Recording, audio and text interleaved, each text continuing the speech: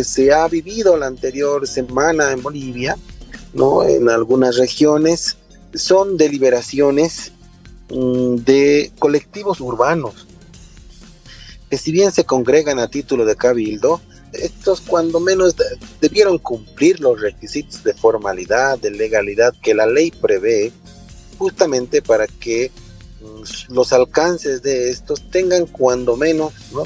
O se avisoren cuando menos en razón de un margen de legalidad y de constitucionalidad. Dicho esto, ¿no? Cuando no han pedido la autorización, supervisión de la autoridad electoral competente, pues no se puede de pronto hablar de un cabildo vinculante, ni siquiera en la formalidad. Entonces, luego ya cuando uno conoce lo resuelto, lo deliberado, pues ya de pronto ingresa en análisis más exhaustivos. Y creo yo que de los pronunciamientos entre 9 temas abordados, 6 son inconstitucionales. Entonces, ¿cómo podría entenderse siquiera la construcción de un debate cuando las deliberaciones no se encuadran en la ley, mucho menos en la Constitución, y a partir de allí solo se tienen elementos de politización coyuntural? Y en virtud a esto, pues habrá que entender la magnitud de los resultados de esos cabildos en un área estrictamente de carácter político, no así ni legal, mucho menos constitucional. Son estrategias políticas, ¿no?, de engaño al pueblo. O sea, se está utilizando la política para mentirle al pueblo cruceño y hacerle creer que lo que uno pues anuncia, ¿no? Porque deliberación no es, ¿no? Es un discurso prescrito que rodea a sus afines y allegados más cercanos a los micrófonos y ovacionan un sí. Eso no es un cabildo. Segundo, que los resultados de un cabildo, lo dice la ley, estimado José Luis, artículo 35 y siguientes de la ley 024 del régimen electoral, no son vinculantes. ¿Por qué insistir en un cabildo o convocar a título de cabildo cuando nada de lo que ocurre en un cabildo la autoridad política, la autoridad legal lo va a considerar como vinculante? Entonces, y aquí no hay mayor énfasis de un estudio analítico pericial del derecho constitucional. Es leer la ley y decir, el cabildo no es vinculante, punto final.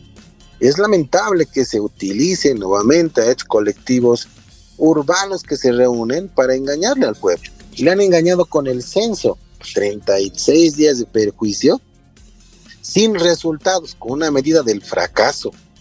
El pueblo cruceño se ha visto perjudicado a raíz de esta consigna política.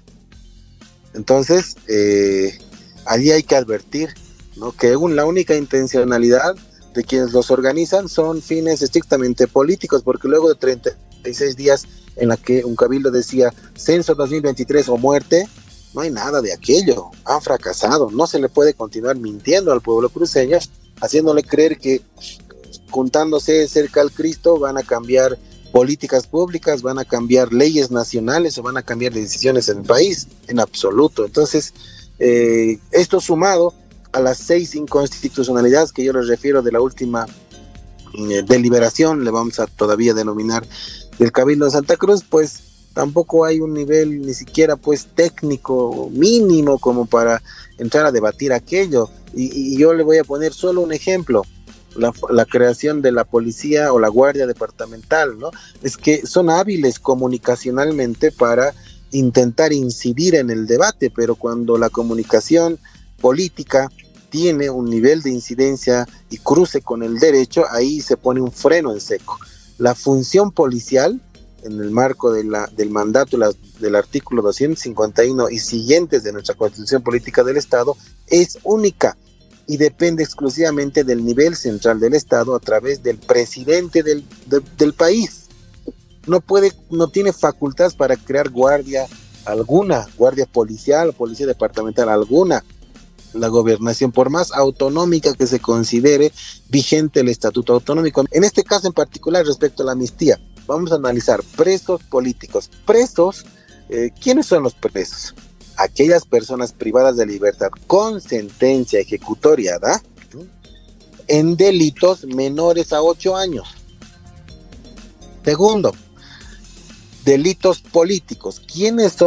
¿Cuáles son los delitos políticos? El Código Penal no tipifica delitos políticos, tipifica delitos económicos, delitos contra la propiedad, delitos contra el Estado, contra la libertad sexual, delitos contra menores de edad, pero no tipifica delitos políticos. Entonces, doble incongruencia. ¿Acaso existen presos, por lo que ellos les denominan presos políticos, con sentencia ejecutoria por delitos menores a 8 años que tengan que ver, por ejemplo, con movilizaciones de la crisis política del 2019? No existen.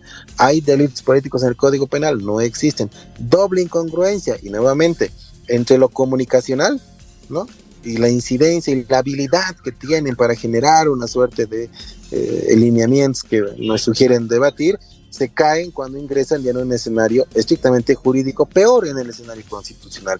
Y finalmente, sobre lo tercero, estimado Verga, si es que no existiera esta ley, por ejemplo, ¿no?, de la amnistía, quieren revocar al presidente. A ver, el requisito de revocatoria de mandato, porque el referéndum sí es vinculante. Vean ustedes la diferencia. Utilizan un cabildo no vinculante para hablar de un referéndum que sí es vinculante, o sea, ni en la forma, ¿no?, genera una propuesta técnica mínima razonable, ¿no? Pero bueno, asumamos que esto es correcto. Para revocar al presidente se necesita cumplir un requisito que se llama iniciativa ciudadana, que en este momento, ¿no?, debe cumplir el 25% mínimo del padrón electoral. Eso es 1.850.000 firmas a nivel nacional. Pero además del 1.850.000 firmas, tiene que representar esta cantidad el 20% de cada padrón departamental. ¿Qué significa? Imaginemos que toda Santa Cruz firma la revocatoria de mandato vía iniciativa ciudadana, y para que haya ley, la ley recién se consulta al pueblo en una consulta electoral, así logren 1.850.000 firmas de Santa Cruz, toda Santa Cruz firma, de acuerdo, no va a servir de nada, porque este 1.850.000 tiene que significar el 20% de cada departamento. Por ejemplo, aquí en La Paz, el 20% significa, por ejemplo, 370.000 firmas del padrón, ¿no? Santa Cruz, en La Paz, más de 390.000 firmas. Santa Cruz, 370.000 firmas. Cochabamba, más de 270.000 firmas. Le hablo de Cochabamba porque es caudal de voto del MAS. Oruro y Potosí le han dado 3-4 senadores al MAS. Caudal de voto del MAS. Deberían tener en Oruro más de 72.000 firmas. Potosí, más de 82.000 firmas. ¿Ustedes creen que en estas poblaciones electorales se va a concentrar o se va a lograr esa adición de firmas? Es poco probable.